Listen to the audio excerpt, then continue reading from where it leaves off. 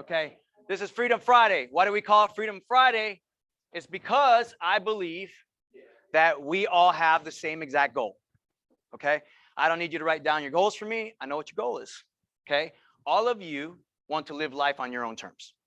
Okay, you want to do what you want to do, when you want to do it, with the people you want to do it with, for the people you want to do it for. Okay, here's the deal. I only know one way to get there. Okay, and it's financial freedom. It's the only way. If there's another way, let me know, because this shit is hard. It's really hard. I'm gonna show you what it takes, right? And I'm gonna show you why people don't get to that point. I'm also gonna show you today that you have a vehicle within the real estate game that can take you to that place if you choose to use it, right? It's just an opportunity, right? We can always do real estate. You know, we got some veterans in the house doing real estate for 17 years. We know that there's money to be made in real estate. But what you will find out is that the system is kind of broken. Old system is kind of broken, right? And it's always been broker-centered versus agent-centered. And we're the ones who grow these companies. It isn't the guy that you never met in some office in some state you've never met. That's not the person. It's us. It's always been us. And it just happens to be that something changed about 12 years ago that's starting to get really popular now. We'll talk about that at the end. But I really want to talk to you about wealth principles at the beginning, okay? If that's cool with you guys. Okay, so for the last 20 years, I've been fascinated with this subject of breaking free, right? And I started with just some personal development. I started 20 years ago in the mortgage industry, 100% commission, just like this. So I was fighting the same battle you were fighting at 22 years old, right? Same battle. I was like, hey, man, I just know that I don't want to be in the rat race, okay? I know that. So what vehicle can get me there? And I found real estate by accident, by complete accident. Met a guy who was starting a mortgage company, and I was just like, I was working at a nightclub, and I was like, I got to get the hell out of here. You know what I mean? Like, I was like, I'm not getting smarter. I'm not making money. I'm like, I got to get out of here. And some guy met me and said, hey, you want to be a mortgage broker? I'm like, is like a mortgage like a loan on a home? And he was like, yeah. And I was like, yep, I'll do it. You know, and that's how it kind of started. So fast forward 20 years, I got my license back in 2005, but really started engaging in the real estate side of things about 7 years ago through investments and wholesaling. And then I realized that wholesaling was a little bit grimy game. And it was a way to really generate leads for retail real estate. You know, at the end of the day, if you're doing wholesaling, you're really finding sellers who are saying, yes, I'll sell my house, right? And I realized, oh my God, I can turn all these into listings. And that's how I ended up at this office. Back then we were Exit Realty. So I don't know if you guys, for the newer people or people who have been invited today, we used to be Exit Realty, and it was a franchise. And my partner had built it up over 5 years. The number one Exit Realty office in the state, right here in this office. Okay, 5 years running. Just to give you a little sense of who I'm partnered with. Gil's the kind of guy that went to the people at Exit Realty his first year, never been a broker before, and said, I'm gonna be the number one broker in the state. And they laughed him out of the room. And then 5 years later, every single year he won number one broker in the state, right? So why would a guy like that, who's actually got a successful brokerage, with, by the way, most people don't. Most people have a title of broker, but they're not really making money on their brokerage. Gil was one. So why did he explode his business in order to get into our model? We're going to figure that out today, right? And we're going to show you some of the stuff that we've done. So number one is, I kind of want to know, why are you in real estate? It's like, why did you get into real estate initially? You like selling people things. I like her. I like selling people things. What else? Well, you selling people things to do what? Make their life better. Okay. What else? I used to work for other people to see how much they pay you, and then you decide, hey, try the other way. Of course, people influence you. That's right. That's right. So you saw what people make in another place. You saw the opportunity to make a higher potential income here. What else? What's that? Oh, I like that. I like that, right? Controlling your own destiny, not having to tell, not having to listen to a boss tell you that you can't do it. But here's the crazy part, and this is what we're going to talk about today, is that as an entrepreneur, you're your own boss. And that is often harder. It's actually easier to take orders than to give yourself orders, right? But we're going to kind of solve that puzzle today. As you know, some people actually got into real estate because they thought, oh, I got all this free time. How's that working out for you? Okay, so Those are all great reasons, but the reason mainly is most people get into it, like Elmar was talking about, is, you know, you want to make money and you don't want to be capped on making money. And don't get me wrong, you want to help people along the way. I don't think you build a long game business without caring about your clients. And we just happen to be in just an amazing business where we get to sell somebody their first home. We get to sell somebody their first investment. We get to sell somebody's home so they can move into a bigger, I mean, there's all sorts of that stuff, but let's just be real. We're talking about money. Right? So what does your retirement plan look like? And I know this sounds crazy, especially if you just got into the game. It's like, I mean, I got, Kevin, how old are you? He's 20 years old. Okay. These are the kind of people that are coming into the industry right now. Right. So some of you guys might have not heard, or you be thinking retirement. You're just getting started. You're like, retirement. But here's one thing I learned from one of my commercial investors is you never buy a commercial property without having an exit strategy. Are you going to be fucked? Okay. You never buy. You went to that property with me yesterday, didn't you? Part of the reason that we've had that on the market is because we didn't really have a clear exit strategy when we came into it. We just saw an opportunity. But now from studying, you know, entrepreneurs, successful people, wealthy people, you realize, okay, we got to have a strategy from the very beginning because the strategy starts right now. You can't decide one day, 20 years later, you want to retire. That's not how it works. And that's why most people can't. Okay. So I don't know if you guys have watched comedy specials. I love comedy specials. Okay. And I watched this one. I think this guy's name is Ronnie Chang. Okay. So Ronnie Chang starts talking, and I'm listening to this guy. He's hilarious. And he says something that really like caught my ear, which was like, he said, Chinese people love money so much, right? That on New Year's, instead of saying Happy New Year, they say, hope you get rich. That's their Happy New Year. When it's Chinese New Year, they're like, hope you get rich. Hope you get rich, right? And I started laughing because, I'm always talking about that, right? And not just getting rich. Really what I'm going to talk to you about today is becoming wealthy. And it's a very separate thing. But I laugh because I see people all the time adding liabilities to their life, right? Where they don't got the money to afford the shit, right? They can barely make ends meet and they get a puppy. I'm like, hope you get rich, right? You're just getting started in your career. You don't really have income source, and you go buy a fancy ass car that's $500 a month. Hope you get rich. I mean, I hope you have a plan, right? Because you're doing this and delaying your wealth by doing these things, right? So I always thought it was funny. It's like, hope you get rich. But really, what I want to tell you is that hope is not a strategy, okay? And it's not about getting rich, it's about becoming wealthy. I believe that anybody can get rich and only a few become wealthy. What do I mean by that? What I mean by that is you've heard of the stories, right? Of the people who win the lottery, right? Some guys, some other state you've never heard of, and he's just a regular Joe, and then he gets $60 million. What's the story you hear 5 years later about that guy? He's broke. Why is he broke? Because he has broke principles. You do not build wealth by luck or by magic pills or by all that. They're principles that you follow on a consistent basis. You actually have to become somebody different, right? You have to do different things than what you're doing right now. And that's what we're going to talk about today. Matter of fact, there was this guy, if you don't know us by now, we're huge Tony Robbins fans, right? And I was at one of my 10 Tony Robbins events, right? And this guy gets on stage and he's like, it's funny, a lot of people kind of get on me because all these guys, this is a very wealthy guy, and he's got this like $50,000 watch on, right? He's like, people always talk to me about my watch.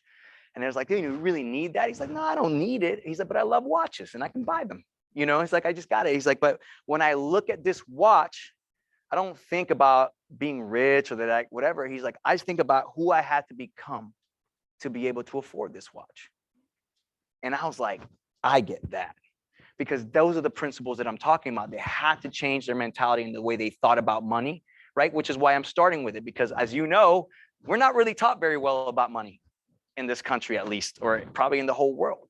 And that's why you're seeing this huge gap between the 1%ers and then there's the rest. And the gap is increasing, and it's just principles. And we're going to talk about those today. Okay. So this is the reason that most people won't get wealthy. You remember this age challenge thing? where you could put your, your face in something and then it'll like go to the next 10 years or whatever. The reason that most people won't get wealthy is because they can't think this far ahead. Okay. They're just going along and they're playing what I call the short game. They're just kind of going to the next thing, the next check, the next job, the next thing, without actually visualizing what's my life going to look like in 10 years? What's my life going to look like in 20 years? And this is the reason most people don't get wealthy, because you got to do things now that are going to pay off later. It is simply working out. Okay, who works out? Great. When you started working out, you worked out one day and you were fit the next, right? That's how it happened for you?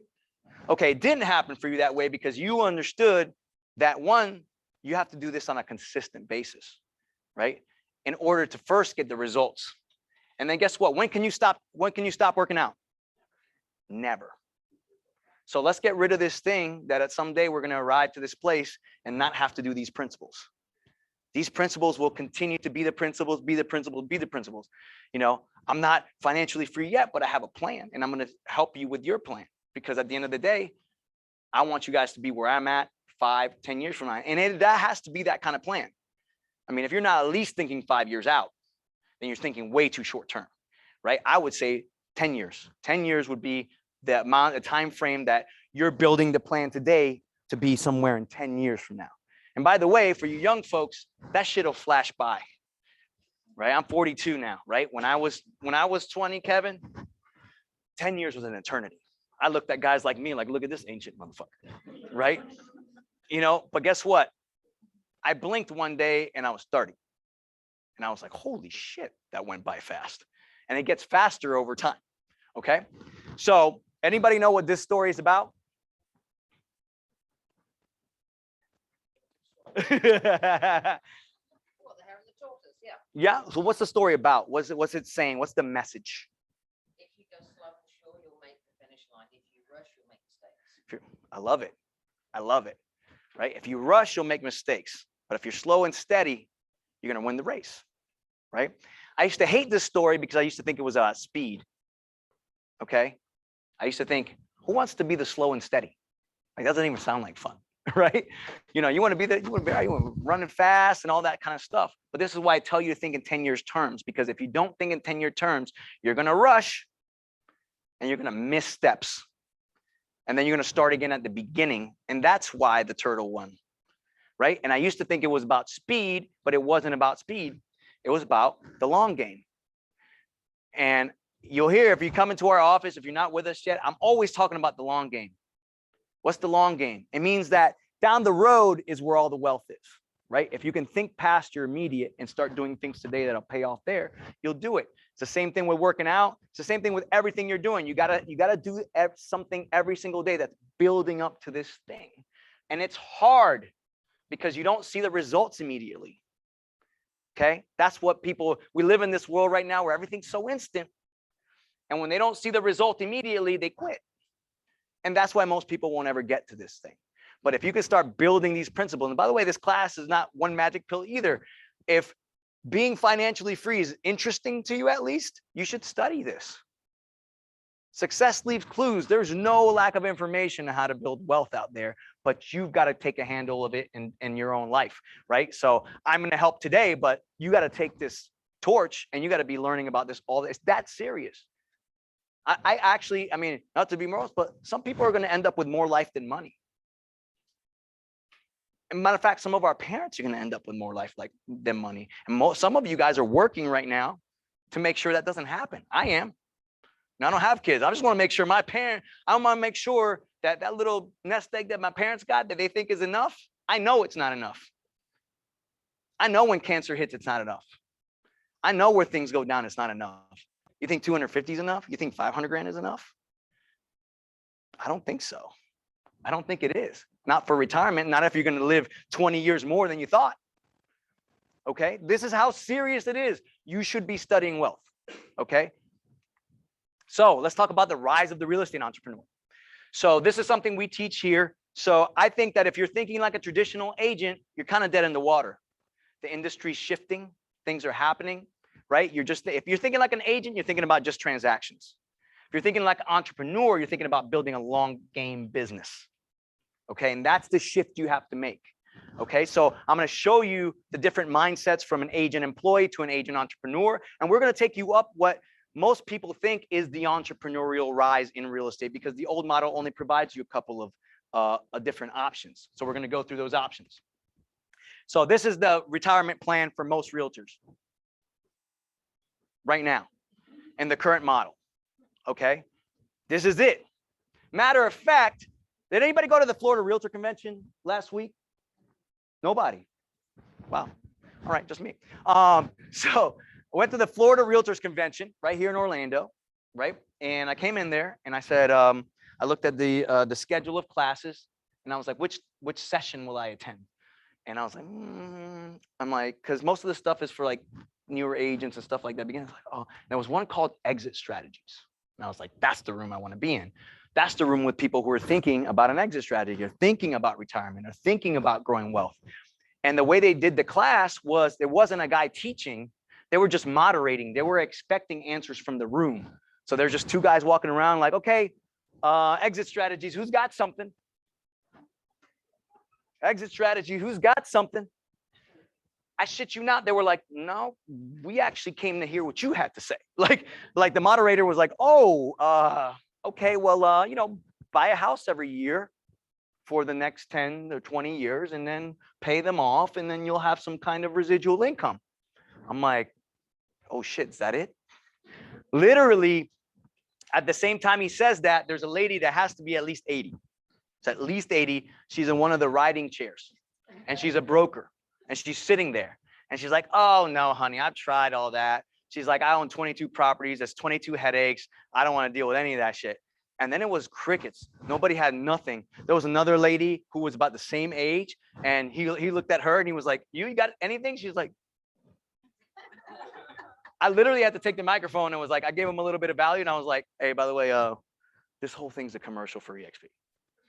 Like seriously, it's a whole commercial. Like you guys, the thing you're talking about building is built within the model, right? It's just crazy that it's an old industry, man. Like if you go to the anybody who went to Dallas with us a couple of weeks ago, okay.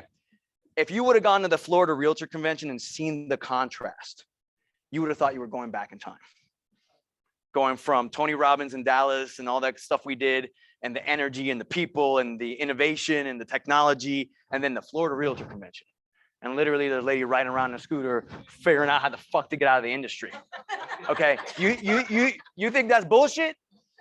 Go next year, see if you hear something different. But this is the current plan and the current model, okay? And it's not sustainable, because being transactional is not sustainable, right? You're starting at zero every single month.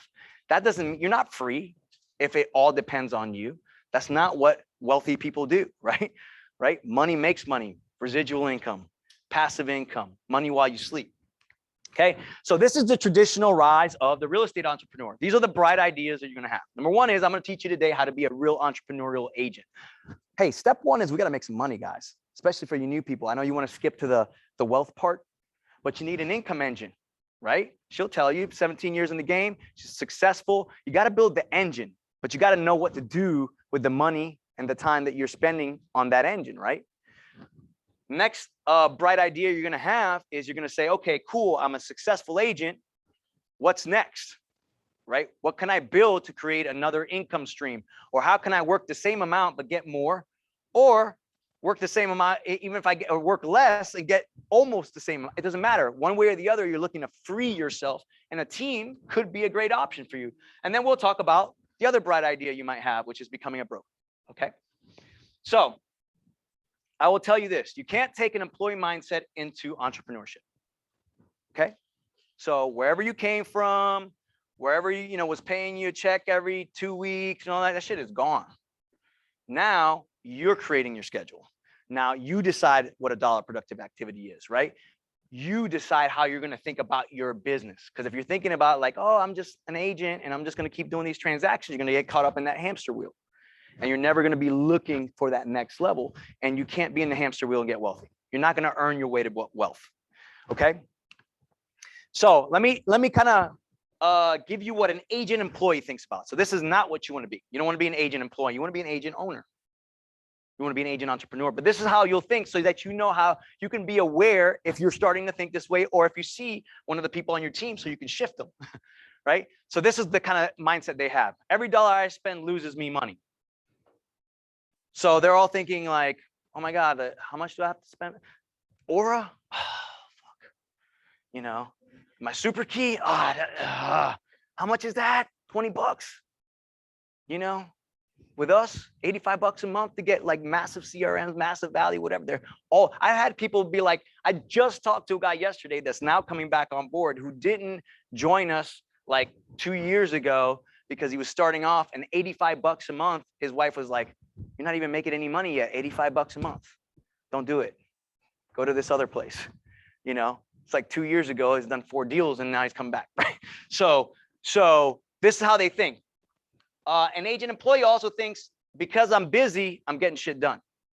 Okay, that's not true. Okay, dollar productive activities is what you're looking for, right? If you're just being busy because you're avoiding the hard stuff in real estate, you're going to go broke. Real talk, right? Because you're doing all the other stuff. It's like, I'm going to spend 3 weeks designing my business card. Nobody gives a shit about your business card. Okay, they give a shit about connecting with people. They want, you need to start talking to more people, right? I'm supposed to be perfect at things I've never done. I don't know. As you know, I've been coaching agents now for 5 years, right? And it just baffles me. Like I noticed this over a while. I was like, oh my God, we made this switch. I mean, maybe we were 14, 15 years old. Like, remember before where you just try shit and then you used to suck at it and then you just keep doing it until you get better, right? And you wouldn't beat yourself up, right? You know, your parents were like, hey, you know, you try to walk and you fell down a couple of times. She's not a walker. You gotta give up on that shit. You know what I'm saying? And feel bad about yourself, right? But for some reason, we get older and we feel we're supposed to walk into an industry we've never done, a complex industry, by the way, that can make you a lot of money and be perfect. And when you're not perfect, you beat yourself up, you guilt your way out, and then you decide things like, oh, well, maybe the industry doesn't work, right? So that's how they think, but that's not true. You gotta stay with it, okay? And like I said, maybe this industry is not for me, right? They'll start blaming the industry, even though I could show you success right here. I could show you success everywhere. It's not the industry. Now, it could be the group that you're with. Maybe you're not in the right culture. That could be it. But it ain't the industry, okay? It's a mindset, okay? Now, let's talk about how an agent owner thinks. If you want to grow faster, I have to invest in my business. That's how an agent owner thinks. An agent owner thought the 85 bucks was an investment. I get what? A $500 like a month CRM with this shit? That's an incredible investment, right? 85, you know, paying for leads. How much do the leads cost? No, you're like, I got to invest in my business. I'm going to invest this money into leads. And guess what? I just have to close one deal and this pays for itself. This is an amazing return on investment. That's an agent entrepreneur, an agent owner, okay? You continually ask yourself, is this a dollar productive activity? Because like I said, you could get caught up in busy stuff that actually doesn't make you money, right? So you're going to continue to analyze what your to-do list is. Like, is this really a dollar productive activity? Can I actually afford at this stage of my business to be diverting attention to this thing that I know is not dollar productive? Hey, dollar productive is talking to somebody. Bottom line, that's it. People are your product, not real estate. Real estate sells itself. Everybody in here needs a home, right? Great. You don't have to sell that shit. You need to meet more people. Okay. The best way to learn is to play the game. That's how an agent owner thinks. Okay. I can tell you, I suffer from this too. I have what they call, I'm a high I if you get this personality person, I'm a very social person. But my second thing is I like details, which means I want to know everything before I start. Okay. But what I realize is you don't learn until you play the game. Right? I could tell you all day what football is like. I could give you a book on football, all that stuff. But until you get hit, you will not know what football is really about. Okay? It's the same thing with real estate. You got to play the game, even if you mess it up. Matter of fact, we encourage you messing some stuff up. Like well, the Gil says, there's very few problems we can't fix. My thing is, as long as you do something with a good intention, go fuck something up. Because here's a problem. If your other alternative is you not taking action, that's where you're messing up. I'd rather you take an action with a good intention and a good heart. And if it doesn't work out exactly how you thought, we'll fix it. Almost everything can be fixed as long as that came from the right heart. Now, if you're doing unethical stuff, I can't help you. I can't help you. Okay. And an agent owner says, my success is my responsibility. I always say, guys, I'll be hard pressed. I mean, when you guys see our calendar, I mean, we're doing 4 live seminars a week and boot camps and all that. Almost nobody's doing that kind of stuff. But even with all that support, it's still your responsibility. You would never walk into your office and say, hey, you know, my wealth is your responsibility. No, your wealth is your responsibility. And that's how an agent owner thinks. Okay. So let me tell you some life and wealth actions for the agent entrepreneur. So this is the first step of your entrepreneurial journey. Build your production like a business. So 1, put systems in place in your business, such as a CRM, so you can make more while doing less. Start now. It's really hard to go back once you have like a clunky system and then try to rework the system, right? You've got a CRM, learn how to use it, organize your leads, put the systems in place right now at the very beginning. If you could take some time to do that, then you're set up. What's your follow-up system going to be? How are you going to, yeah, that's cool. You're meeting a ton of people, but are they hearing from you every week? What's your system for that, right? So think systems, think CRMs, think all this stuff like you would a business, right? You're not going to open up a store without like your back-end system. Like, how do you charge for things? Like, how do you look at your reports and things like that? That's what CRMs and systems do. Number 2 is join a group, club, or organization where you're the dumbest and poorest person in the room or close to it. Okay, what do I mean by that? You got to surround yourself by people who are doing things at a high level for you to raise your level. It's very simple. You know, if you don't have a circle like that, get rid of that circle. You know, if they're good people, great, you can hang out with them, but that's not where you learn wealth. That's not where you learn how to build your business, right? I pay to be a part of a group, $2,000 a month just to be a part of a group of millionaires, so I can hear how millionaires think. Like literally, I want to hear what they have to say, because like I got to start thinking bigger. Okay. This is the simplest investment strategy I can give you. Make a lot, live on a little, invest what you save. Repeat. Okay. If you're an agent entrepreneur and this is the only source of income you have, make a shit ton, live on a little, invest the rest. Repeat. I will talk to you about some things you can invest in at the end. Okay.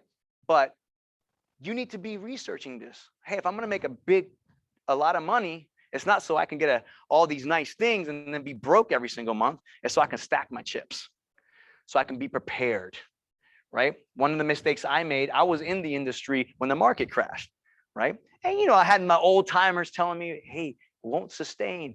Prices won't keep going up. Things are going to happen. Market's going to go down. And I was like, man, come on, man. Like 24 years old, 25 years old. I was like, come on, dog. I'm like, I'm killing it. And then the market crashed. And then I filed bankruptcy. Okay. But what if all that money I was making in the mortgage business, I had stacked it? And when the crisis came, opportunity came. And just like all these people, hey, I knew people who lost their ass, but I also knew people who got rich or wealthy because they know that markets go in cycles, and they were doing this. And they're like, that's cool. Stack the money, stack the money, stack the money. Whole world implodes. Bye, bye, bye, bye, bye. That's how investors think. Okay. Study wealth and success. I already told you about that. Success leaves clues. And by the way, take care of your body, because none of this shit matters if you're dead. I'm just being real. Like, don't neglect this part. By the way, for me, that's a huge foundation mentally for me, is knowing that I have the self-discipline to always continue to do better for my actual physical body, because there's no point in being wealthy if you can't enjoy it. Just be real. I'm telling you, I talk to wealthy guys and they'll tell you, you know, and these guys are overweight and they got health problems and all that stuff. They got plenty of money, but they don't got the lifestyle I want. Okay, so don't be that person. So here's the long game results. Here's what's going to happen. One, you're going to have a money cushion in your bank. This is huge, and we'll talk about a cushion later, but this is very, very important to have cushion in your bank. In other words, like one wrong thing ain't going to break down your whole system. Okay. You're gonna have started to make your making money, right? So you're gonna start investing that money that you've been stacking through your entrepreneurship system that you built around your production. Okay. You have a steady flow of business without having to start from scratch each month. So these are the systems that I'm talking about. Hey, one of the things we love to do as agents is do something that really works and then stop. right? So you got all your you're prospecting, you're hitting it every single day. You start getting to 5 deals a month, 7 deals a month, 10 deals a month, and then you stop doing the prospecting. Here's the problem with that. You're gonna feel that pain in 90 days. You're not gonna feel it. You're still gonna have closings the next month, and maybe some after that, but then you're gonna freak out because you didn't continue to do the things, the principles that got you where you needed to go. Okay, I'm just, for those of you who are new, I'm just telling you what it's gonna look like, and you're gonna come back to this and be like, oh yeah, Bob, that's how it rolled. Okay. And then you become a professional at your craft. Repetition is the mother of skill. So become a professional, right? And what I mean by that is it's wanting to know things. Like if you don't know something, like I always remember when I was doing some of my first commercial deals, I'm talking to these commercial agents and I didn't know all the terminology. So they would spit out a term and I would have to pretend like I knew what they were talking about. And then I'll be like, yeah, oh yeah, for sure. Uh-huh. Yeah. Oh, okay, we'll talk tomorrow. Then I get on Google. What the fuck was that? And then I know what it meant because I'm looking to know. I want to be a professional at what I do. So guess what? Next conversation, I'm spitting out the same dang term like I've known it for 20 years, right? So become a professional at your craft, okay? So here's what's going to happen. You're going to do all these things. At least hopefully you do. You build your business up, okay? You're making a lot of money in real estate transactionally, but then you're going to come to a crossroads because as many of you know, if you've been in the business for 17 years, right? At some point, it gets exhausting. You're doing all this business and you can put a lot of systems in place, but even then you're like, okay, what is next? Because these are the entrepreneurial questions, right? If you're a true entrepreneur, you're never satisfied. The mentor, the guy that I pay to be a part of the group, he says, hey, look, I'm grateful, but not content. I'm grateful, but not content. And a true entrepreneur will be like, hey, I'm grateful for everything I've accomplished. I'm grateful I'm making this money and all that stuff. But what's next? What's the next level? Okay, so these are the entrepreneurship questions. You're going to ask yourself, can I be making even more money with the same effort? That's the question you're going to ask yourself. Like, damn, I'm making a lot of money, but I'm also putting in a lot of hours. How do I balance that? Right? I was just talking to Renzel about it earlier today. How do I scale what I'm doing? How do I stop trading hours for dollars? What does scaling mean? You're going to hear a lot of talk about scaling when it comes to entrepreneurship and also wealth. Scaling means how can I grow this business without me having to trade hours for dollars? How does this grow on itself? You understand? So that it doesn't solely depend on me. Okay. And then finally, you'll be asking yourself, how do I create other income streams? Most wealthy people, has everybody study wealth? How many, on average, how many income streams do wealthy people have? 7. That's what they say, 7. I think that's about right. Why? It's like you ever heard like the investing rule, diversify your portfolio? What they mean by that is you spread your risk across different buckets. And having 7 income streams spreads your income risk. Because if some shit goes, let's say something crazy happened. I know this would never happen, but let's say there was a global pandemic. What if something crazy happened and one of your incomes shifted? Well, with 6 other ones, I'm not that worried because usually one goes up during that time. Hey, you had a failing face mask business before the fucking pandemic hit. And now you're on a boat, okay? But that income stream went up. Some of them would have gone down. Some of them went straight dead. If you owned a restaurant, you might have gone dead. You understand that? That's how you diversify. Okay. And the cool thing is that within our model, what we're doing within our model allows you to diversify while you're doing real estate. You don't even have to leave the industry to do it. Okay. We'll talk about that later. Okay. So we've talked about becoming any questions about being an agent entrepreneur?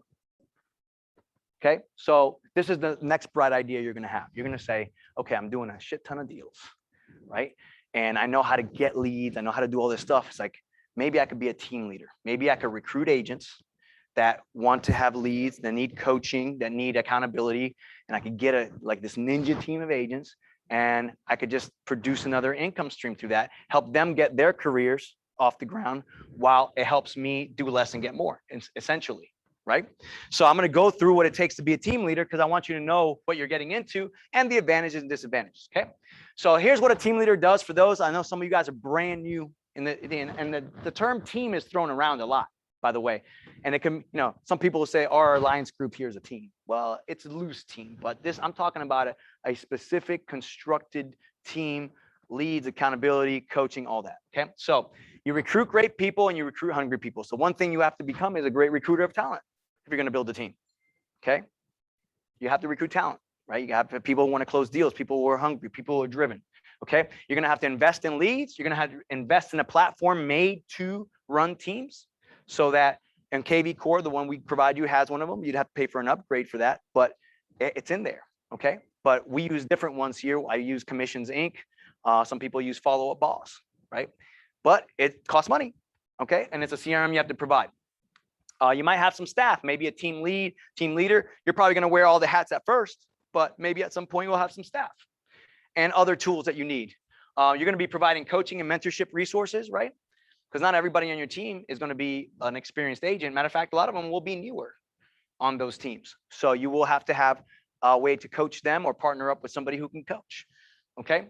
You're going to have to create a culture, right? We'll create a culture, this connectivity between folks. That's what you're going to be doing as a team leader, right? There's something special about being a part of your team. It's not just, you know, let's just close a few deals here and there. And then, by the way, you're going to have to continue to find good people because people will graduate or will leave or will not work out for the team. It might not be for everybody. Some people think they should be part of the team and then they realize, nah, I don't want to be part of the team, right? So you're always going to have to continue to recruit talent all the time to build a team. So just understand that's what it takes. Okay. But it is like building a brokerage within the brokerage. That's what I love about this. And you'll see that in our model, there's a lot more benefits to building a team than just the income that it produces. Okay. So here are the benefits. You're going to help agents produce fast, and helping people make money is fun.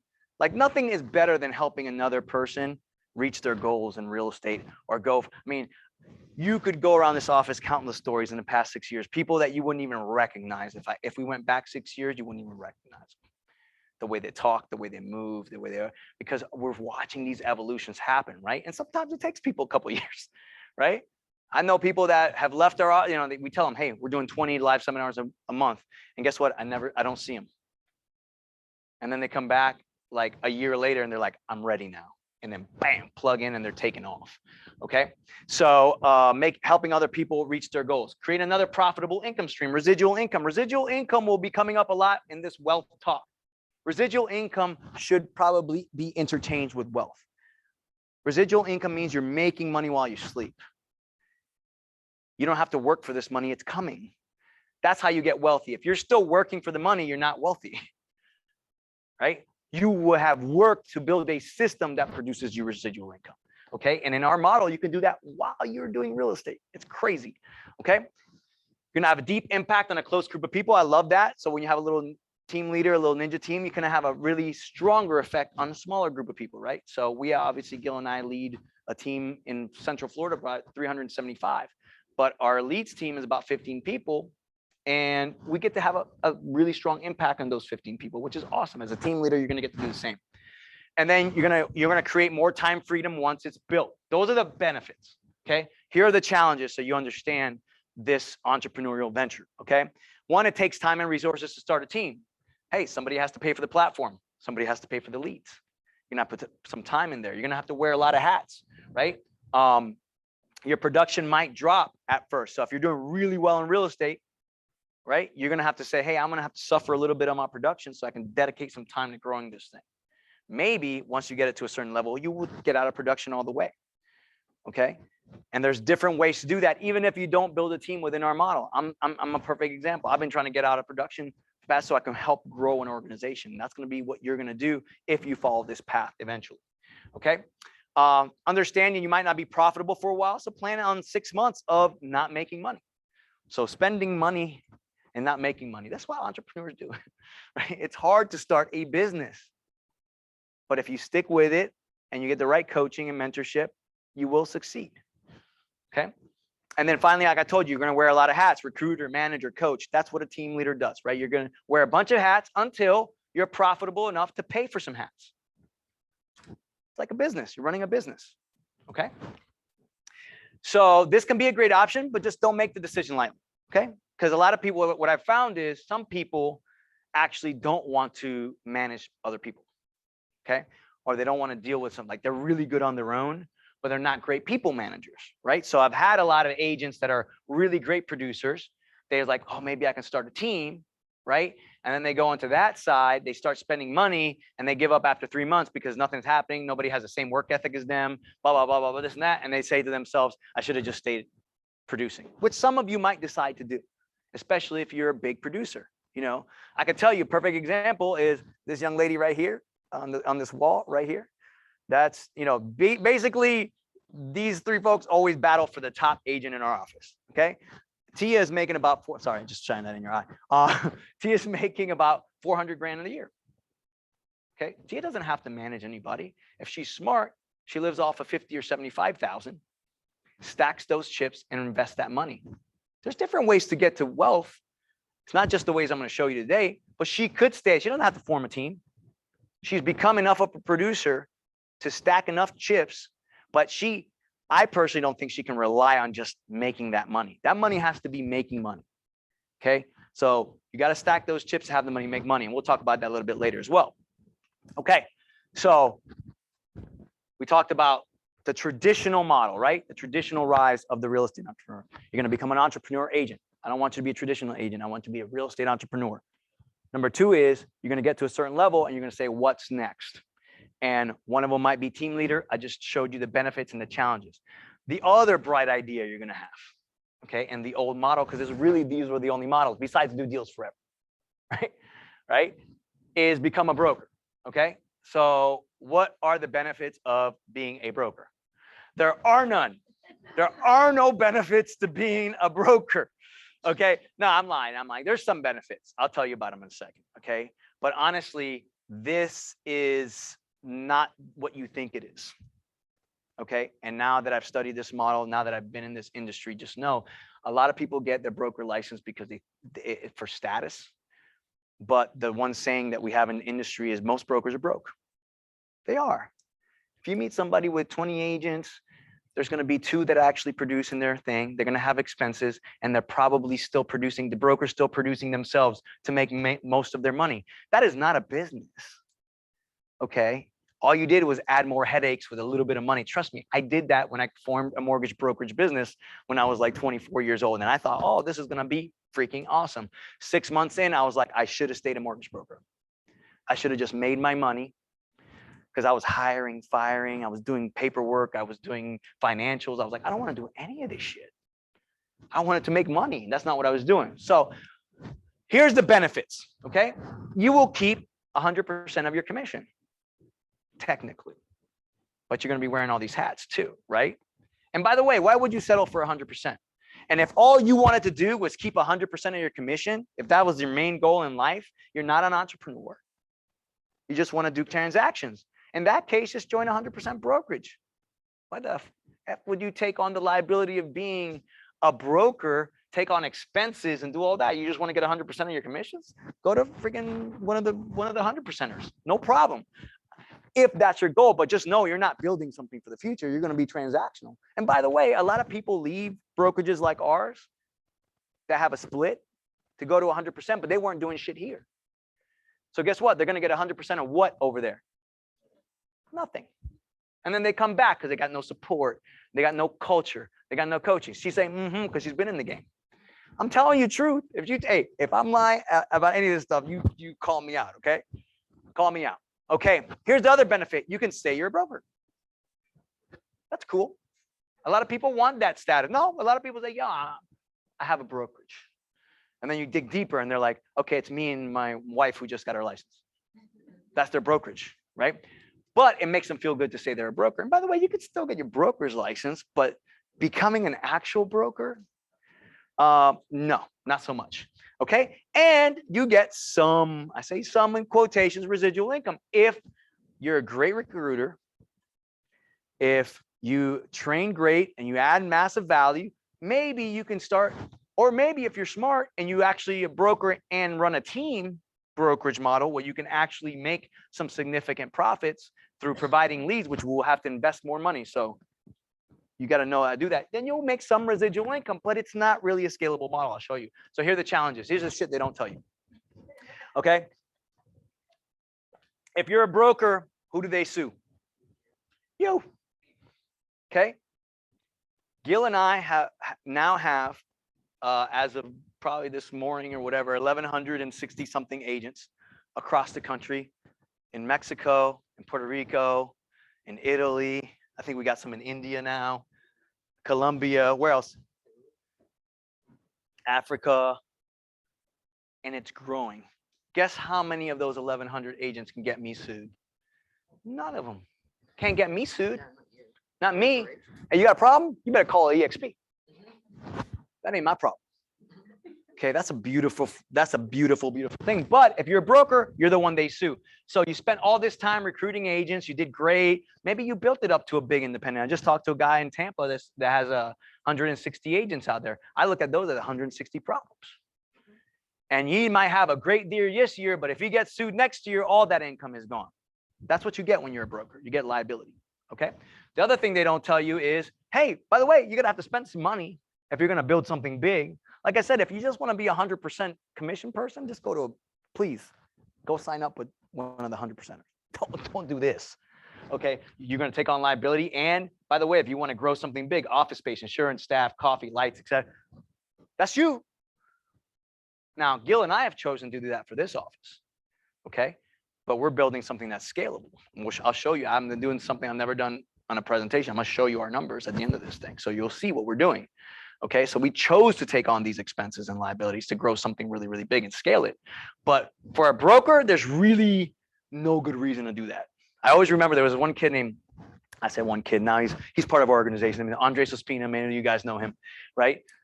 Crushing it with Airbnbs, doing all that stuff. And I remember when I was my first year here, and I had already been a mortgage brokerage owner and all that stuff. So I already knew about liability. I already knew about all this stuff. And he was like 22 years old, and he was like, dude, he's like at the coffee machine, he's drinking coffee. By the way, he was always the guy that was take the food, like leftover food, he was there. Like all this shit in the back would have been gone. Like Andres was taking advantage of every single thing that was being provided here, and we were Exit Realty. And he tells me one day, he's like, hey man, he's like, you're gonna get your broker's license, right? And I was like, hell no. And he's like, what? I said, he's like, why wouldn't you do that, man? You got everything it takes. I said, you like these lights? I go, are you paying the bill for these lights? He's like, no. I go, that coffee that you jam down your throat every single day costs money, and you're not paying for it. The broker's paying for it. Liability, this office space, all of it. That's what you get as a broker. Okay. He didn't understand that. Now he does. You wear all the hats unless you have help: recruiter, manager, trainer, compliance, etc. It's hard to scale a brokerage. What do I mean by that? We talked about scaling. Here's what you have to do to grow a brokerage. Number one is you're usually bound by your own locality.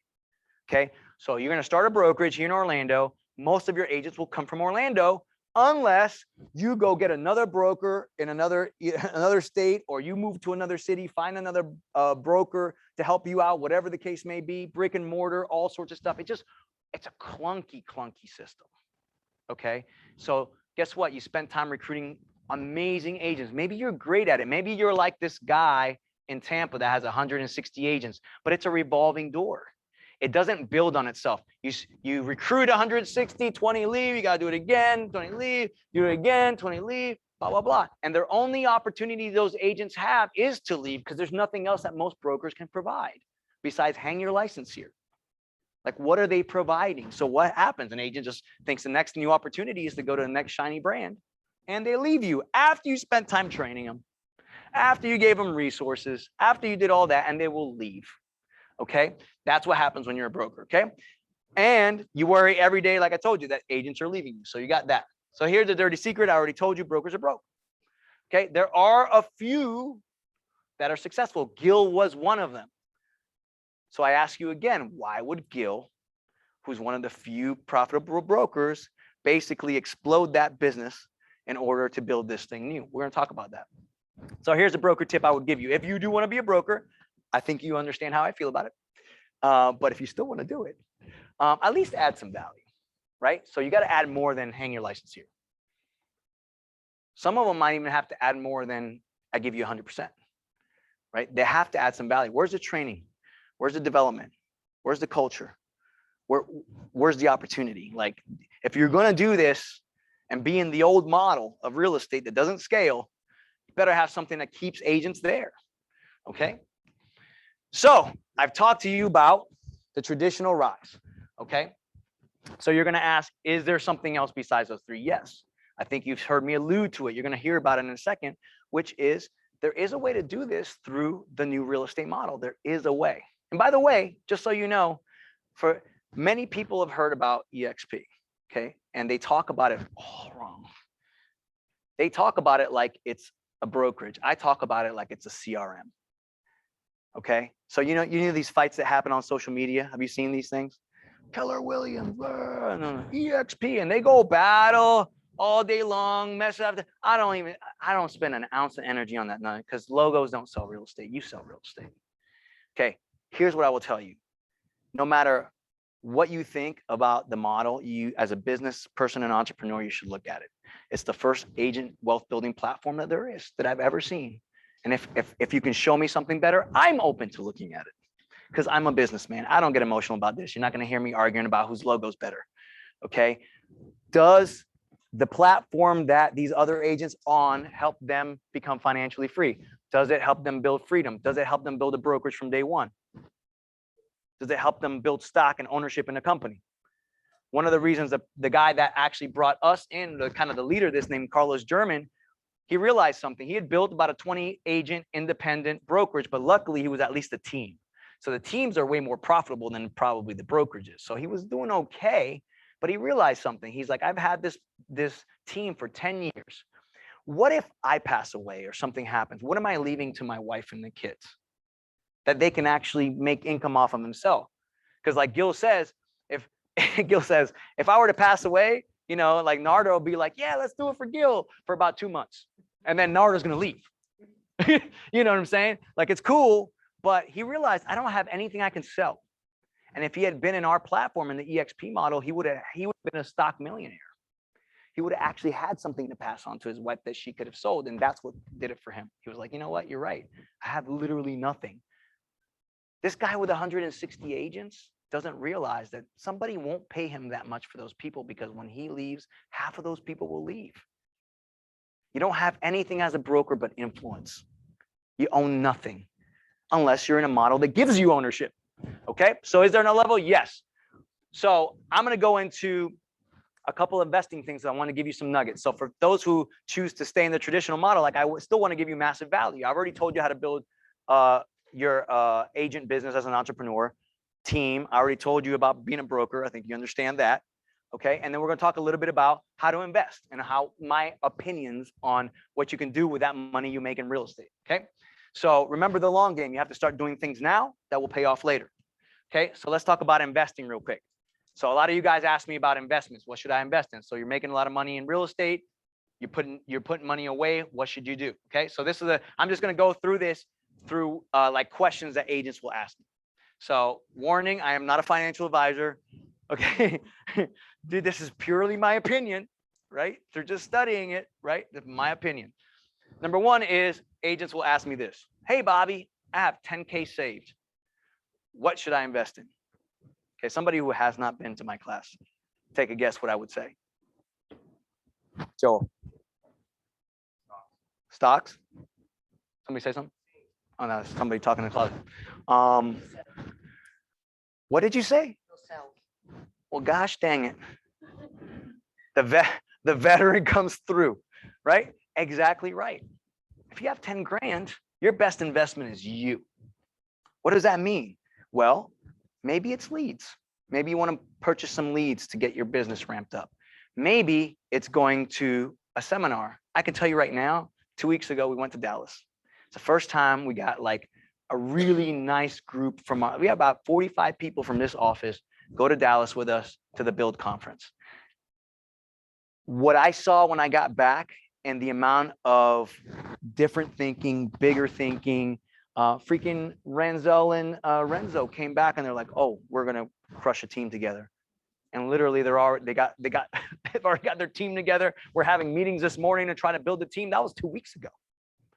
Because they're all stars and they're saying, hey, we can combine our forces now. I see what the long game vision is. I went to one of those events. That could be an investment in you, right? Because it did cost, you know, $600-700 to go, and it sounds like it's a cost, but it's an investment, okay? And it doesn't have to be something EXP related. It could be Tony Robbins. I can tell you right now, I've paid Tony Robbins at least $25,000-30,000 in the past 5 years just to attend those events, just to expand my mind and my heart and my spirit so that I can become the kind of wealthy person that I want to be, which, by the way, that's nothing wrong with money, right? It'll just enhance whoever you are, okay? So if you're a great person, you're going to be more of a great person, right? You're going to help more people. Matter of fact, the most selfish position you can be in is broke, because who do you think about all the time? Who do you think about? Yourself. It's kind of selfish, isn't it? So if I'm in a right position, I don't have to think about me all the time. I can be like, who can I help, right? But if you're an asshole, you're just going to be more of an asshole with money. Okay, just know that. Okay, thank you. That was huge. Okay, so first 10 grand you invest in you. Okay, all right, so let's try this one. I have 40K saved. What should I invest in? Stock? Properties? Okay, here's my opinion. I think you should invest in your cushion. Okay, so in other words, and by the way, 40 is completely arbitrary. Everybody has different bills and different things. I'm not married and I have no kids. My bills are different than Gil's. Gil has 6 kids. Okay, so whatever your cushion would be, what I mean by cushion is, hey guys, I can't have you derailed off your game because your car broke down and you don't have the money to fix it. Okay, and a lot of people skip this part and they're like, oh, I got some money. Let me dump it into this one thing, and it's tied up, and then something happens, they don't got the money. So you always have to have a cushion. Matter of fact, if you're just starting in real estate, that might be part of your plan. So some of you might be still working another job, and you have to decide, what is the cushion amount that's going to help me leap into this game? Because if you dabble, you will not be successful. You will have some success, that'll whatever, but the minute you commit, you will start making money in real estate. So that could be part of your plan. Hey, I need X amount of cushion in order to make the full leap. I got a hustler guy right now. You guys haven't met him. His name is Jacob Rodriguez. He's crushing it. And he works a full-time job and got 4 pendings, right? So he's doing it. And he told me, my number's X. And I said, I'm going to help you get to X so you can go full-time into this, because you're already crushing it even with another job. Like, that's crazy, which most people don't have the bandwidth to do, by the way. So he's definitely a rare person, okay? So now I have 50K plus. What should I invest in? Well, I'll save you the suspense. Most of you guys are throwing stuff out there. Now, I think once you have your cushion, once you've invested in yourself, because remember, investing in yourself is about building the right principles, mentality, so that you can not only keep your money, but grow it. Okay. So now 50K plus, what should I invest in? Here's a few examples of things you can do. Okay. Hey guys, you happen to be in real estate. Why not real estate? Okay. It could be flips. Learn the flip game. I got a couple guys here looking at doing Airbnb. We were talking about it yesterday, right? They're looking at the angles of the game you're already in. You're already in real estate, and real estate happens to be one of the best investments out there. Take advantage. Look for deals. Hey, maybe I shouldn't sell this to my investor and I should buy it. Right? So what am I talking about? Real estate, flips, buy and hold. Buy and hold is obviously buy and rent properties out. Buy a multifamily, buy a triplex, buy a quadplex, whatever. Create that residual and passive income. Buy an Airbnb, whatever the case may be.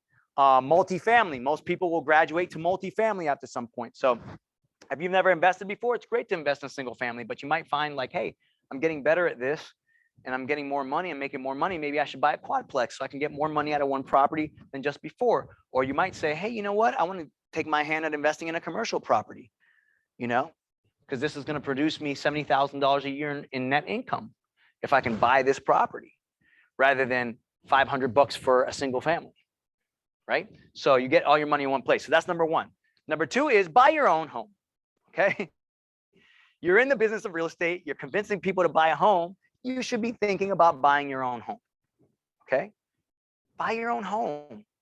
And it's not just about, hey, I got some credibility. I own a home so I can sell more homes. But who's a homeowner? Okay, what are some advantages of you think, you know, besides the fact that, you know, you have your home? Like what's an advantage of being a homeowner? Rent some rooms, create more income. What else? You don't have to worry about rent increases. What else? build equity, you have an asset, right? And for me, the one untold thing is stability. There's something about knowing that you control where you live versus somebody else that actually I believe helps you make more money.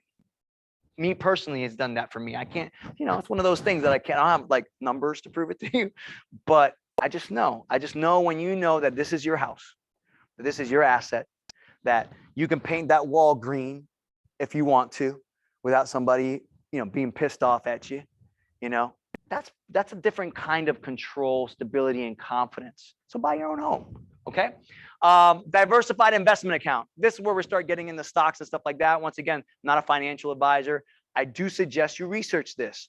I am recommending you a book called Unshakable.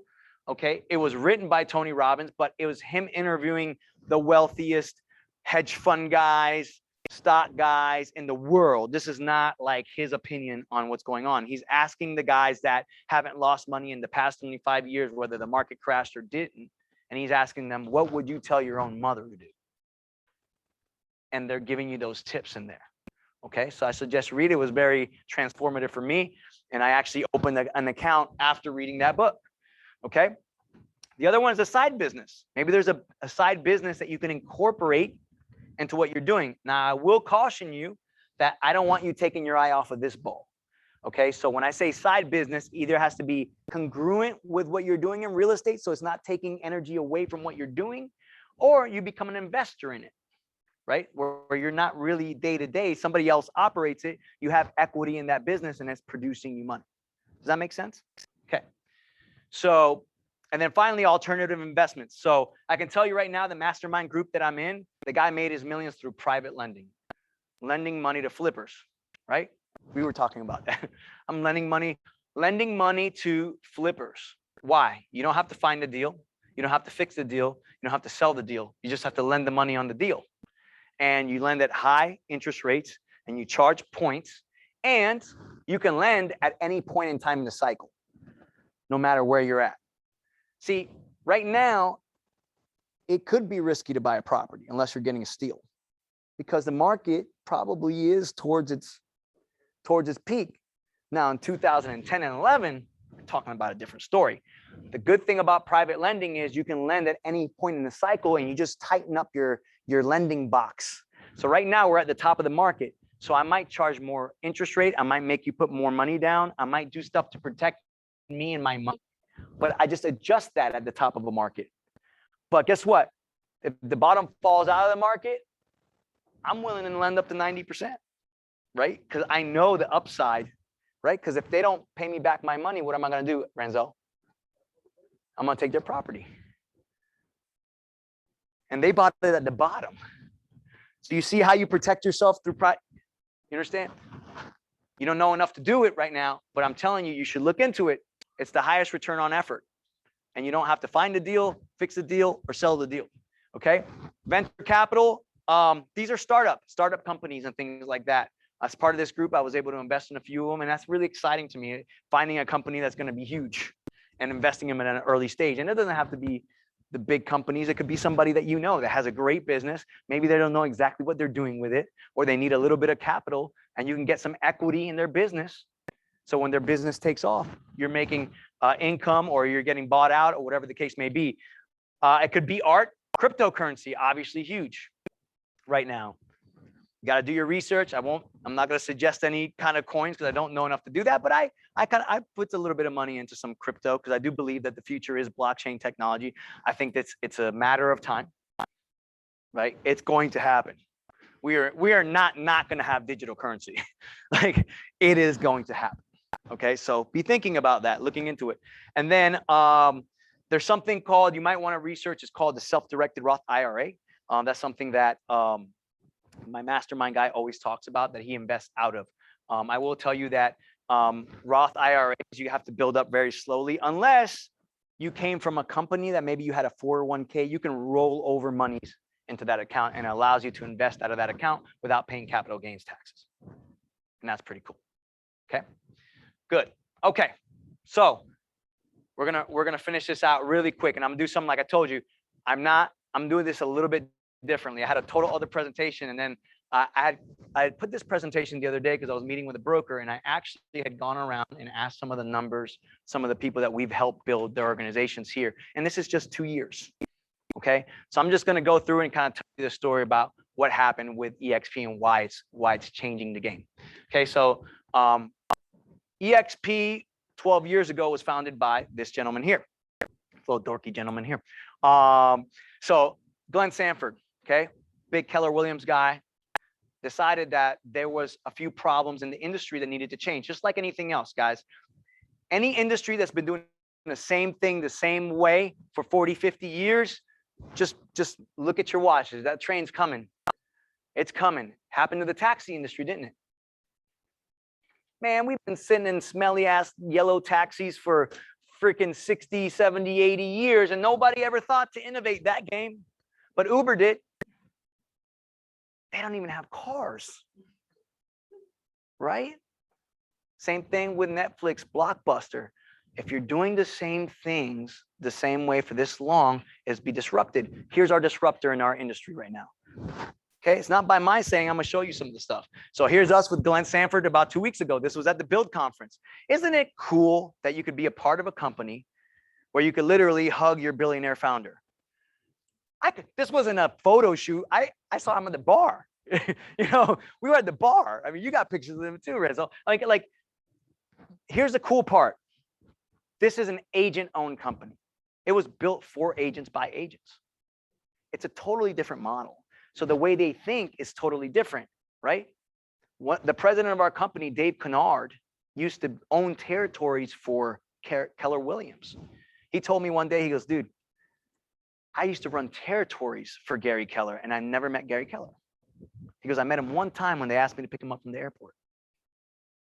He's like, isn't that crazy? But that's a broker-centered model. I understand. Why is Gary Keller meeting with the people on the ground? But this is an agent-centered company. You have the same access. You just have to show up 2 weeks ago to Dallas. You could hang out with all these guys, the president, the founder, head of global expansion, the guy who hosted the event, who's making 700 grand a month in residual income after 5 years. He's doing his own events. It wasn't an EXP event. I mean, it was EXP, but it was his money. He spent $3 million to put that on. $3 million, paid $1 million to Tony Robbins to come. Okay, so here's a founder. So here's what Glenn Sanford said. He said, we got to fix this problem. We already told you about this problem. Brokers are broke. There's too much liability, too many expenses, lack of scalability. Okay, we talked about that. So how do we solve that problem? Here's the other problem. Agents can't retire. I already told you, most agents are just transactions. So there's no retirement plan. It's transactional, and they don't have any ownership. If you're a top producer for Remax, Keller Williams, last 5 years, you could be there's agents out there doing 50, 60, 70, 80, 100 transactions a year. You know what they get when they leave those brokerages? Nothing. I mean, they might get like a plaque, but you can't sell that shit. If they would have been in this model, you see these people right here in the center with these gold things. By the way, there's a few missing on there. Those are icon agents. They get $16,000 of free stock in EXP every time they hit certain production markers, which is about 30, 35 deals a year. So you do 20 deals over your cap. So there's an 80-20 split. Your cap is 16,000. You hit your cap, you go to 100%. You do 20 deals after you hit your cap. You're an icon agent. They give you 16,000. They basically give you your cap back in stock. And by the way, stock grows. It's not just 16,000.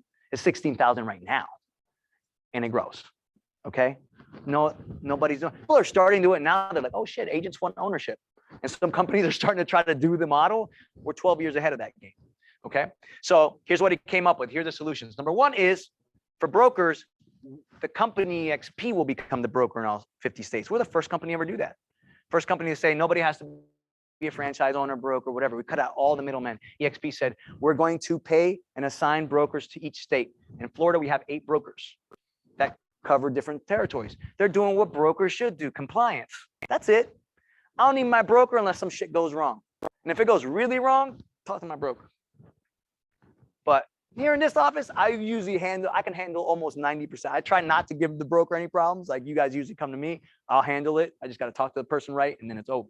But that's all I need the broker to do. And that's what EXP did, said no liability for anybody. Okay. Number two is they're going to create a cloud-based company where you can scale anywhere in the US, other countries without an office expenses or need for a broker. We remember that scalability thing?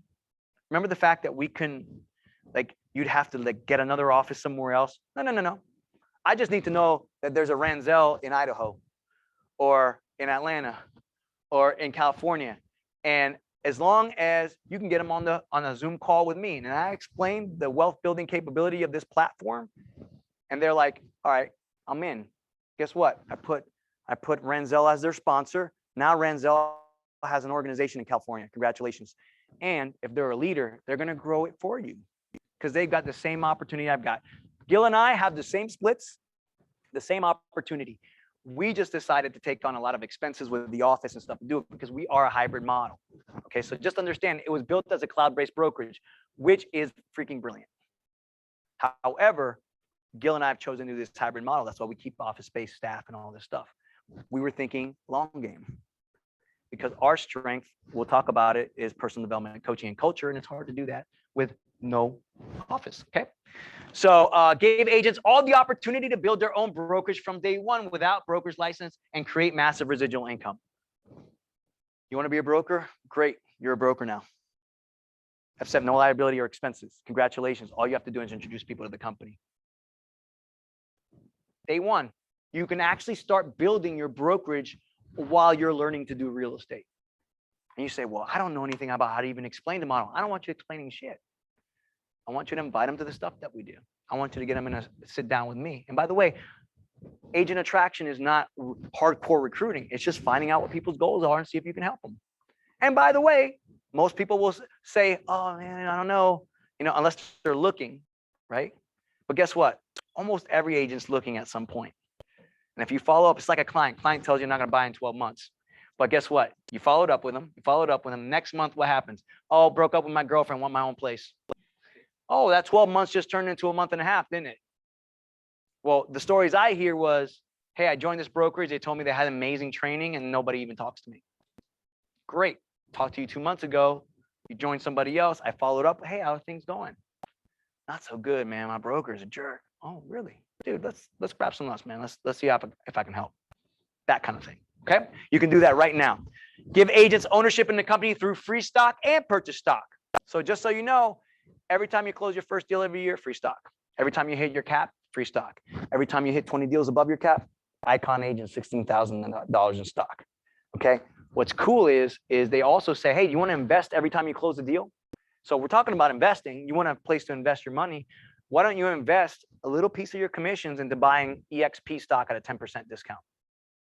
Company will do that. It's your privilege. You don't have to do it. It's called the agent equity program. Every time I close a deal, they take 5% of my commission. They buy stock at a 10% discount, and it starts to build up. And I'll show you where it's at. I'm going to show you the numbers, right? And by the way, I've never been an icon because I went straight into running an organization.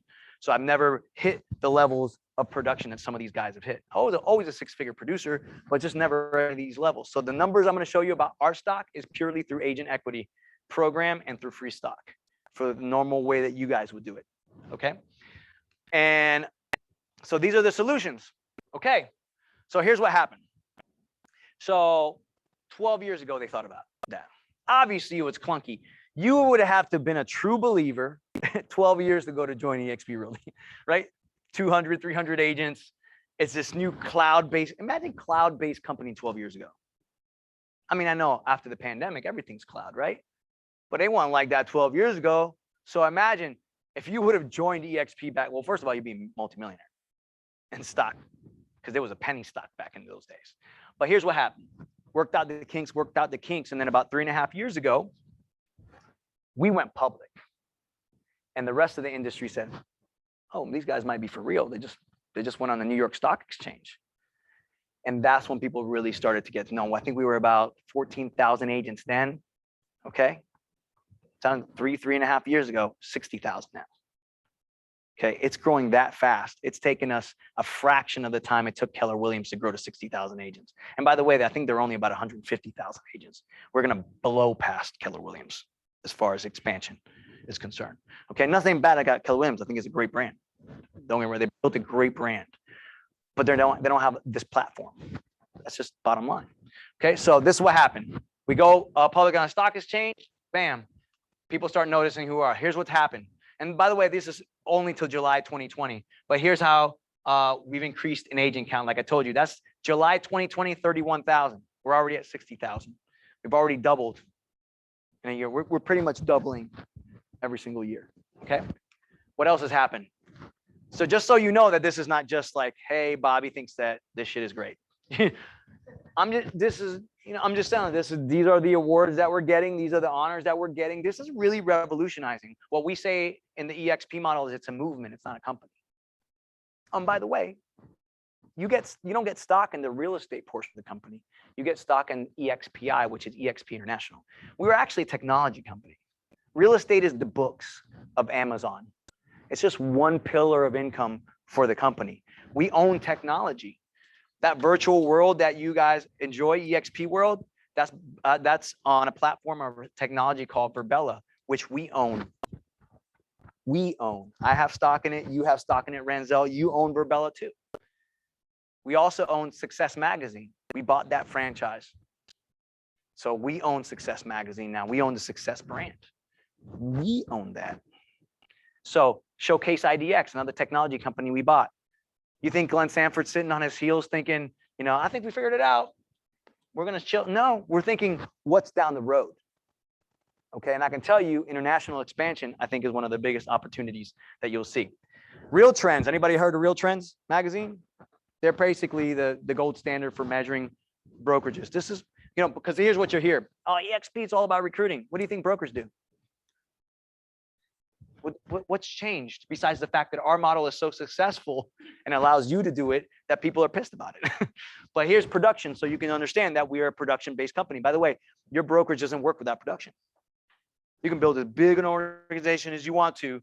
Nobody does a deal, you're dead in the water. That's why we're so focused on personal development coaching here. Top movers transactions 2018, 2019, ranked by largest increase in closed sides. That's number one. We're number two. Top movers volume, ranked by largest increase in closed sales volume from 2018 to 2019. There's newer stuff. I pulled this slide. Top independents, ranked number one. Closed transaction size, number one, EXP. And all the other big independents out there. So we're pretty legit. Number three, closed transaction size. Number four, sales volume. Number four, the Billionaires Club. It's just what's happening. So just so you know, there's a lot of credibility behind the things that we're doing. It's not just, and if you went to places like Dallas and met our executives and our billionaire founder and stuff, you just know that you're with people who are visionaries. Global expansion. I told you this is one of the smartest things and one of the most attractive things to me, because as you know, the United States has had this system for a while. I think the huge opportunity is international, because most of these countries don't really have a great structure for real estate. We're bringing the structure. EXP is the structure for what they're doing. So the opportunity is huge. This is an old thing, by the way. We got Germany now. Japan's about to open up. Colombia is already open. This is an old one. Okay. But already happening. I got Biagio, the nice Italian gentleman, Marissa's husband. He helped open up the country of Italy. Like literally was like, oh, I got a lot of connections there. We went straight to the head of global expansion at EXP. Said, hey, we got a big group in Italy. We can open this thing up and it can scale out there. They said, we want to open it then, as long as you got enough people out there. And now it's open. So his father will actually be one of the first downlines in the country of Italy. Think about the opportunity on that. Think about the connections you might have in other places, other states, other countries. Okay. So let me tell you a little bit about what we've built. So this is what I say. I say EXP is a commodity. Okay. It's just a platform. I told you that. You can get EXP from anybody. You can get it for Jimmy over in California. You can get it from Mary in New York. You can get it from anybody. But what you build on top of it is what makes it special. You got to differentiate. These guys are forming a team. They're differentiating. You want to be part of Evolution team. There's something special about that. You get EXP, everybody gets EXP. Let me show you how to use the Evolution team to grow this thing, right? So what we did was form a family called the Alliance Group. Like I said, Gil and I took a different approach. We were one of the first people to say, we're going to be a hybrid model. We're going to have an office. We're going to keep doing everything we've been doing. We're not going to change a thing, except now we have a scalable model. Okay. And that's what we did. So we have this alliance group. I already told you, we're big on a few things: personal development, coaching, and culture. Right. I mean, most of you guys, and dude, by the way, kudos to you guys. It's freaking Friday afternoon and you're here with me about talking about building wealth. Kudos to you. Most people are happy hour. Kudos. Right. But that is the culture we've built. That's what culture means. Culture is a belief, right? We believe in developing people. We believe in building wealth for you guys. Like, we want to do this thing together. If we don't do it together, then we don't have no fun. We can't do this without you. We're meeting with him this morning about building his team. Why am I so excited that? Well, one, I love to help people, but number two is he's part of my organization. Why wouldn't I want to help him grow? Or you grow? Or you grow? Why wouldn't I? Why wouldn't you do it with your own organization? It's built into the system. If you do this thing right, that's what you'll be thinking. All right. So here's one of the things we do here that's totally unique. This is actually a screenshot of our online calendar. So if you go to alliancecalendar.com, all of you, no matter where you're from, if you're with us or not with us, are welcome to come to our classes. Okay. I want you to experience what we do here. I want you to learn. Whether you decide to roll with us or not roll with us, come in. The only thing you can't do is the boot camp. Do that special for the people who are coming in who actually joined us. It costs us a lot of money to put on. It's a 3-day event. So that's the only one that you can just pop into. Okay.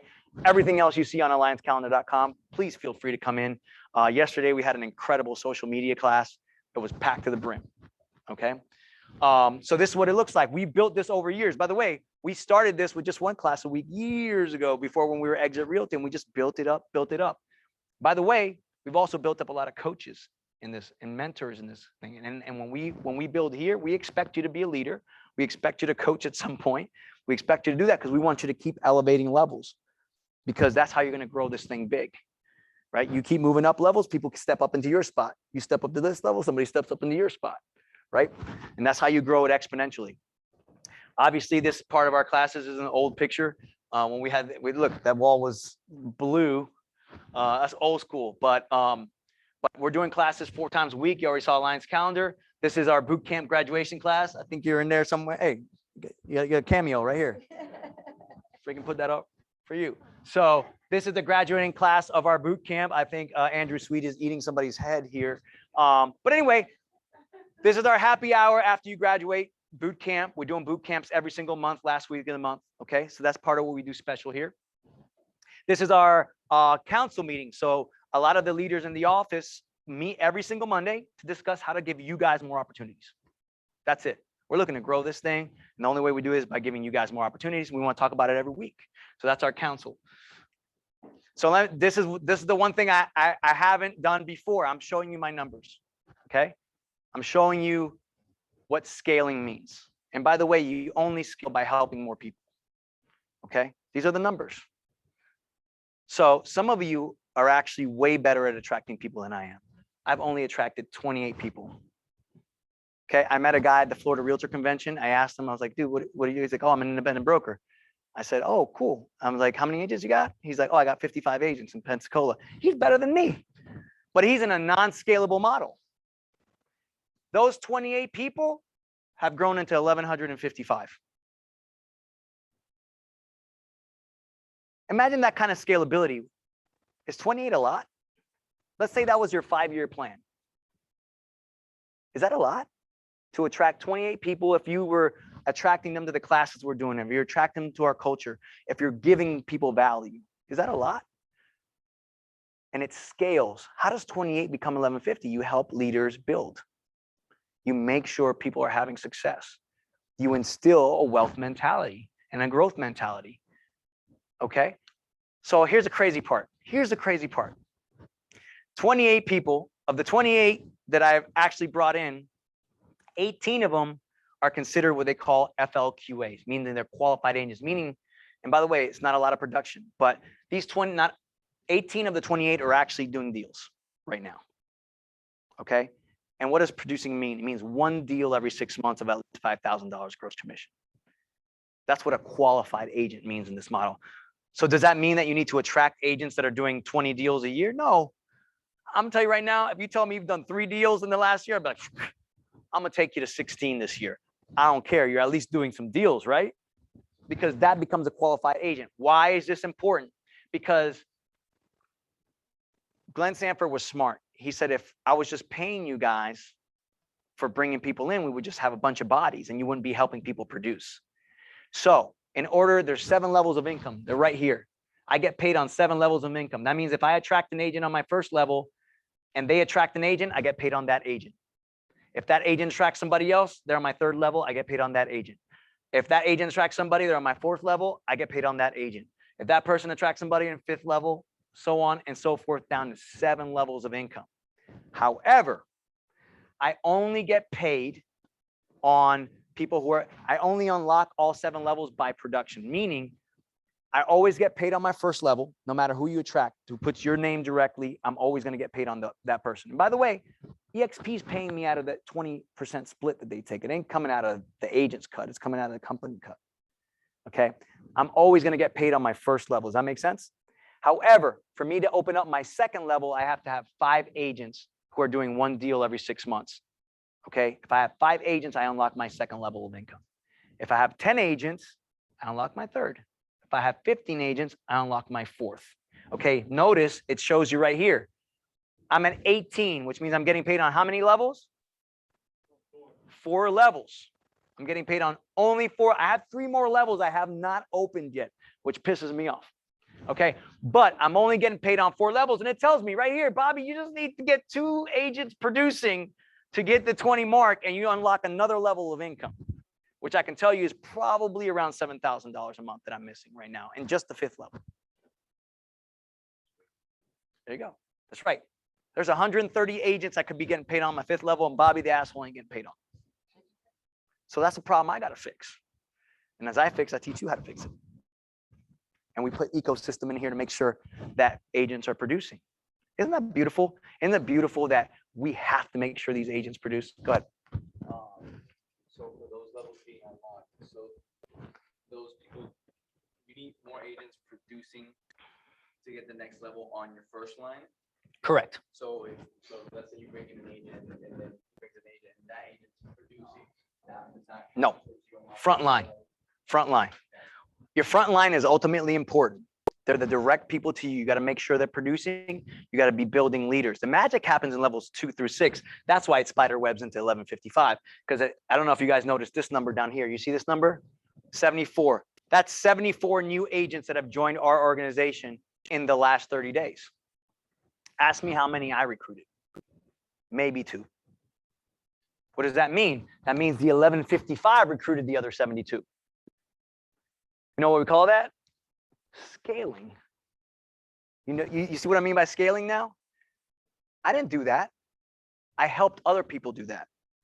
Who helped other people do that? What's up, Kev? You got a question? Oh, yourself. You're right. You're my front. Kevin's my front. He want to let you know he's my front line. Hey, appreciate you, Kev. Appreciate you, Kev. So I'm only getting paid on 4 levels right now. I'm probably losing about 11 to 15,000. Just so you know, this has all happened in the past 2.5 years. Yeah, I'm gonna get to that. Well, not all this is 1 month.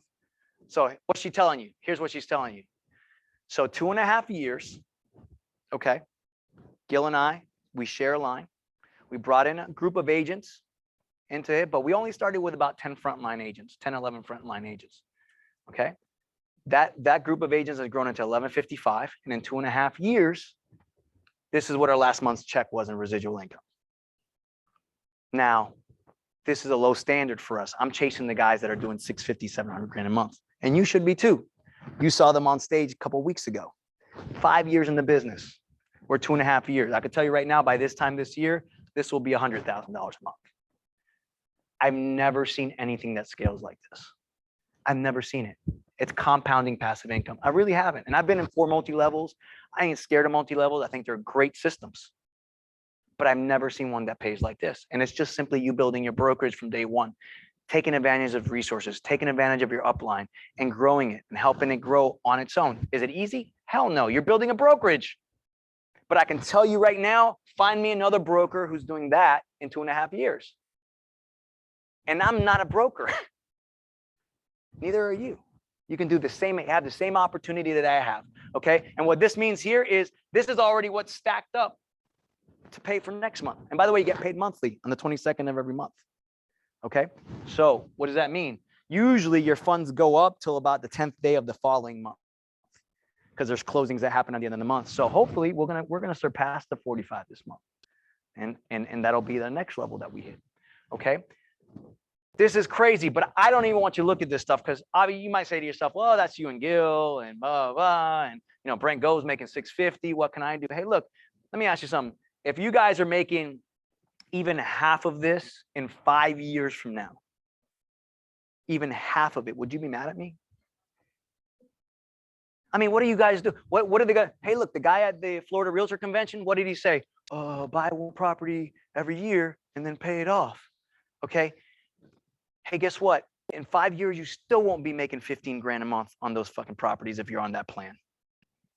You're making a couple $100 a month on each one of those properties. I'm telling you, you don't even have to buy the properties. You just have to start building your brokerage today.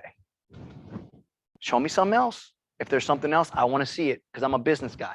Okay, but I want you to show you guys, okay, here's a stock. I'll show you some stock. Okay, so I told you guys I'm not an icon. Okay, I pulled this maybe like a month ago. Okay, so I'm not an icon. So I've never hit the $16,000 worth of stock. This is me through the agent equity program in the last 2.5 years. Okay, free stock plus bought stock that I have. And actually, they started with a different company. So there's two numbers here. It's 73 and there's 31. So there's about $100,000 worth of stock that I can actually physically have to sell. Now, some of it is not available right now. Why is that? I didn't see the availability, but some of it's not available because there's a 3-year vesting period on the free stock. They want you to stay for a while. I'm not going to give you free stock and be like, cash it out tomorrow and go to Keller Williams, right? But it's great because it also keeps the integrity of the system. If you're growing a big group like you want to do a Ransell, you want people to stay because they're building something, right? So this is $100,000, $30,000 a year worth of stock. I don't know any other agents that have that. This is not me doing transactions. This is just sitting there and I'm just going to let it ride. And at some point, as the stock continues to rise, I might become a millionaire in stock. Wouldn't that be great? But even if you ended up with just 100 grand after, I don't know, 5, 10 years, you get I don't know a lot of people who saved up 100 grand in their bank account. Ask your parents. Do they got it? Just sitting there. Okay. So it's just totally unique. I've never seen anything like it, but I want to show you some other success stories. Okay. She's going to hate me for this, but I'm doing it because I want you guys to understand that anybody can do this. This is Jenna Encarnacion. She actually brought me in years ago when we were Exit Realty. She's been with us for 2 years. And her process is really super complicated. She finds the list of agents who just got their license and invites them to our classes. Super complicated. Hey, I know you're still choosing which brokerage you're going to go to. I'd love to invite you to a lunch and learn. I'd love to invite you to one of our classes. I would love to meet with you in person, chat with you about your goals. Just crazy. It's really complicated, guys. Really complicated. And so she's done this for 2 years. She's one of our leaders. And is everybody cool with $7,000 a month in residual income in addition to transactions? This is not transactions. And by the way, she just had a baby. I could tell you right now that when she was out, she was counting her blessings about that money because she couldn't produce at that time, right? Pregnancies are kind of tough, got to take care of the kids. But, $7 grand a month is coming in regardless of what you're doing. That's huge. Let's talk about Josh and Brittany Pride. They've only been with us 1 year. Okay. 1 year. They're building a line together. They've got one of the best systems I've ever seen. Okay. Josh is one of our leaders. Brittany is one of our leaders. Just 1 year, already at $2,700 a month in residual income. I could tell you right now, a couple of years from now, $27,000 a month, easy work. That's the way it scales. It scales like that. It's just adding value, but we add value here, right? Brittany Pride, not only what we do here, but Josh and Brittany Pride have another system of adding value. So they add even more value to the people who are on our team. Okay.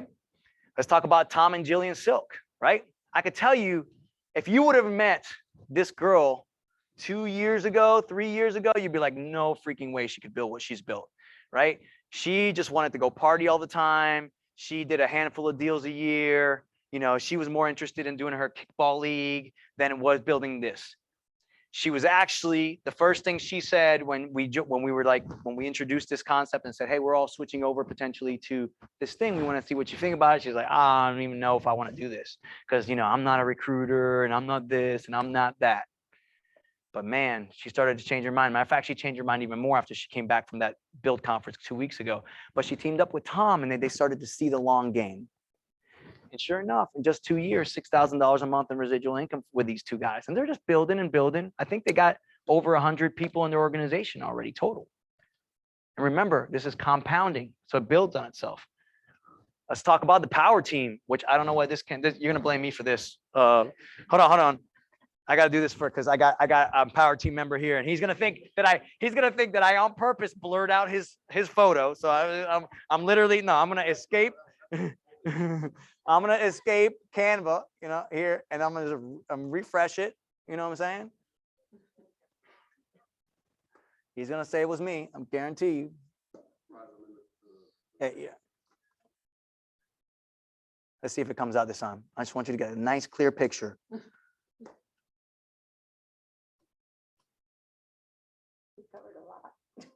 We did, didn't we? Oh no, this is bad news. Come on. Yes. Not my whole class for you. Yeah, Sean would have hated me for that. So this is the power team. Mr. Brooks is right there on the left. That's about 30 pounds ago, I think. So kudos to you. So these three guys decided to team up, and they're doing about $8,000 to $12,000 a month. I just averaged it and put 10,000 in there. Hey, that ain't bad for a couple of years. Now, what they're using, they're taking that money and reinvesting that money into building their organization. Right? Remember when I told you if you had $10,000, what should you do? You invest in you. These guys are one of the best at doing that. Okay. And then the queen, the diva, Tia. And Tia is a great example. You know why? Because Tia ain't even fucking trying. She ain't even trying. If you probably haven't met Tia. You know why? She don't even come in. But she's such a successful agent that people want to be around her, which, by the way, is a great agent attraction tool. Be a superstar agent. People want to be in your space. They want to learn from you. They want to show you how to grow. You have 17 years of experience. There's agents that if you put your stuff out there, they'll just be like, I just want to roll. Like, how are you selling these $1 million properties? How are you selling properties to foreign nationals? How are you doing this? These guys are just trying to get started. So they want to be. Tia's not even trying. And guess what? Deontay is in her downline. If you guys know Deontay, Josh and Brittany Pride are in her downline, right? And so literally doesn't even try, doesn't even talk about this to anybody. And people are joining her, and she thinks that's peanuts because she's making 400 grand a year. But I could tell you one day she's going to be very happy about this, right? So even if you're not even trying, this model is getting more and more popular, and just simply through you being an attractive person, through your production, through the kind of person you are, through your social media, people will want to join your organization. They will, okay? And then finally, just so you know, we are part of a even bigger family. So one of the smartest things that we did at the Alliance was we aligned with other big players. We said to ourselves, hey, when we came into this model, almost nobody was talking about EXP in Orlando. So we knew that we had to make a big splash, and we wanted to work together, and we wanted to collaborate. Because the one thing that people really love, you ask almost everybody in our organization, EXP, you go to the build conferences, the number one thing they love about this company is how we collaborate.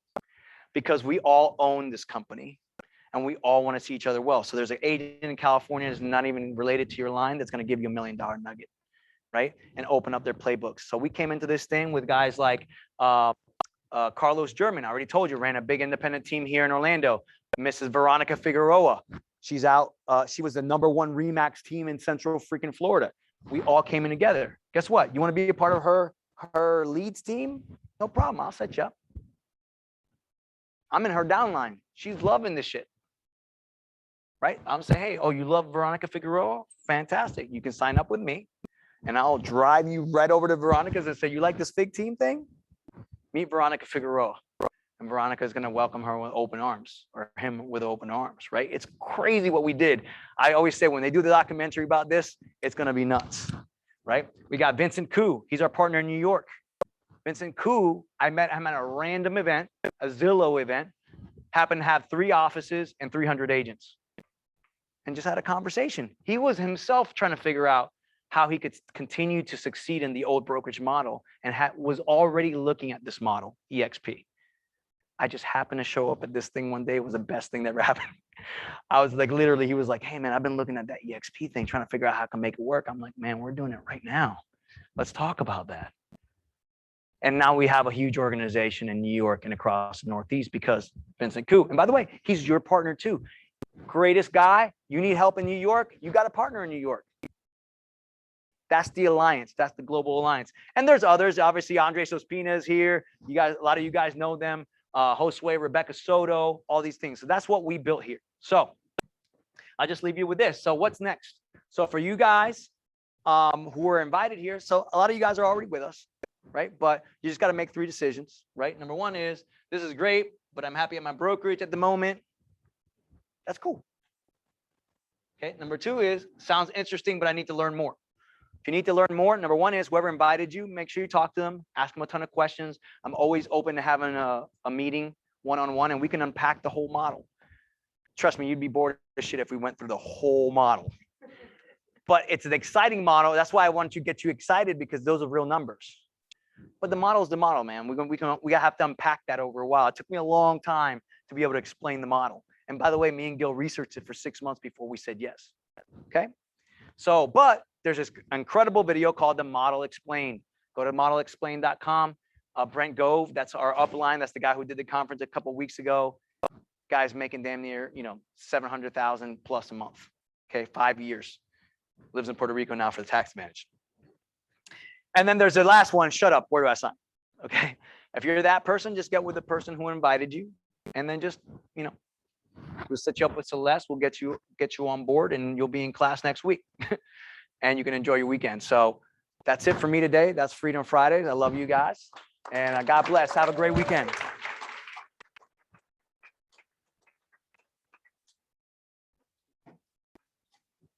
Marissa, where's my music at? All right, that's your birthday. It's your birthday.